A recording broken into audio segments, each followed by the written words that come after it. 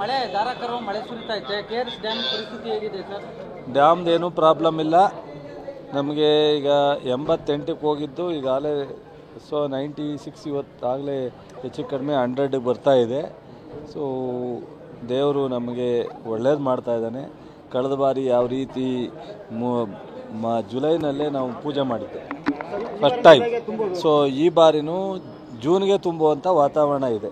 ಸ್ವಲ್ಪ ಮಳೆ ಕಂಟಿನ್ಯೂ ಆದರೆ ಆದರೆ ಏನಾಗುತ್ತೆ 110 ಅಡಿ ಆದಮೇಲೆ ನಮ್ಮದು ಮೇಜರ್ ಫಿಲಪ್ ಆಗುತ್ತೆ. 112 ಅಡಿಗೆ 50%, ಇನ್ನು ಉಳಿದಿರೋ 12 ಅಡಿಗೆ 50%. ಹಾಗಾಗಿ ಈಗೇನು 100 ಅಡಿ ದಾಟುತ್ತೆ ಇದು ನಮ್ಮ ಮುಖ್ಯ ಅಲ್ಲ. ಇನ್ನು ಮುಂದೆ ಸೊ ಹೋಗ್ತಾ ಇರುತ್ತೆ. ತಮಿಳ್ನಾಡಿಗೆ ಈ ಅಚ್ಚುಕಟ್ಟಲ್ಲೇ ಬೇಕಾದಷ್ಟು ಹೋಗ್ತಾ ಇದೆ. ಎಕ್ಸಸ್ಸು ಇದು ಲೆಕ್ಕ ಬರಲ್ವಲ್ಲ. ಜೂನಿಂದ ಕೊಡೋದನ್ನು ನಾವು ಮುಂದಿನ ಇದಕ್ಕೆ ಕ್ಯಾರಿ ಓವರ್ ಮಾಡ್ಬೋದು. ಈಗ ಎಷ್ಟೇ ಹೋದ್ರೂ ಲೆಕ್ಕ. ಕಂಗ್ರ್ಯಾಚುಲೇಷನ್ಸ್. ಯಾರು ಹುಡುಗ? ಮದುವೆ ಅಲ್ಲ, ಬಿಸ್ನೆಸ್ ಸ್ಟಾರ್ಟ್ ಮಾಡ್ತಾ ಇದ್ದೀನಿ. ಹೌದಾ? ಹೇಗೆ? Boss Vala. B the boss.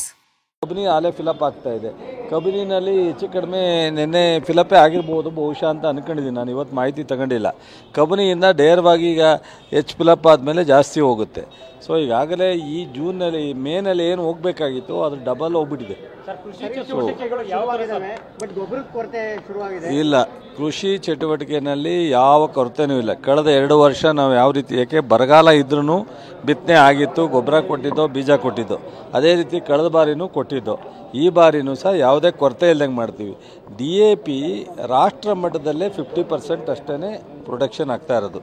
So ಅದು 2 ಉದ್ದೇಶದಿಂದ ಮಣ್ಣಿನ ಒಂದು ಇದನ್ನು ಹಾಳಾಗ್ತಾ ಇದೆ.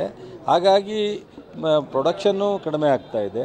ಸೊ ಕೇಂದ್ರದಿಂದ ಇಡೀ ಎಲ್ಲ ರಾಜ್ಯಕ್ಕೂ ಸಹ 33% DAP ಕೊಟ್ಟಿದ್ದಾರೆ. ನಾವು ಲಕ್ಕಿಲಿ ನಮ್ಮ ರಾಜ್ಯದಲ್ಲಿ ಹಿಂದೆ ಇದ್ದದ್ದ ಸ್ವಲ್ಪ ಸೇವ್ ಮಾಡಿ ಮತ್ತು ಗ್ರೀನ್ ಸೀಡ್ಸನ್ನು ಕೊಟ್ಟು ಯಾವುದೋ ಒಂದು ಪ್ರಯತ್ನ ಮಾಡಿ ಒಂದು ಮಟ್ಟಕ್ಕಿದೆ. ನಮ್ಮಲ್ಲಿ ಬೇರೆ ರಾಜ್ಯಕ್ಕಿಂತ ಬೆಟರ್ ಪೊಸಿಷನಲ್ಲಿ ಇದ್ದೀವಿ. DAP better ಪೊಸಿಷನಲ್ಲಿದ್ದೀವಿ.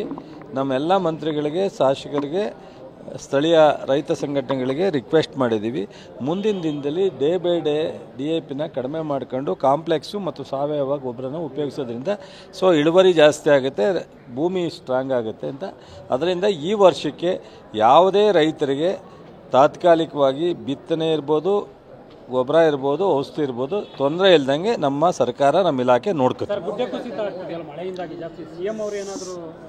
ಈಗ ಸದ್ಯಕ್ಕೆ ತಕ್ಷಣ ದಿನೇಶ್ ಗುಂಡೂರಾವ್ ಅವ್ರನ್ನ ಕಳಿಸ್ಕೊಟ್ಟಿದ್ದಾರೆ. ಜಿಲ್ಲಾಧಿಕಾರಿಗಳು ದಿನೇಶ್ ಗುಂಡೂರಾವ್ ಅವ್ರನ್ನ ಮಂಗಳೂರು ಕಳಿಸ್ಕೊಟ್ಟಿದ್ದಾರೆ. ಇವತ್ತು ನಾಳೆ DCCO ಕಾನ್ಫರೆನ್ಸ್ ಇರೋದ್ರಿಂದ ಇದು ಇಂಪಾರ್ಟೆಂಟು. ಇದು ನೋಡ್ಕೊಂಡು ಮುಂದೆ ಪ್ಲ್ಯಾನ್ ಮಾಡ್ತಾರೆ. Thank you.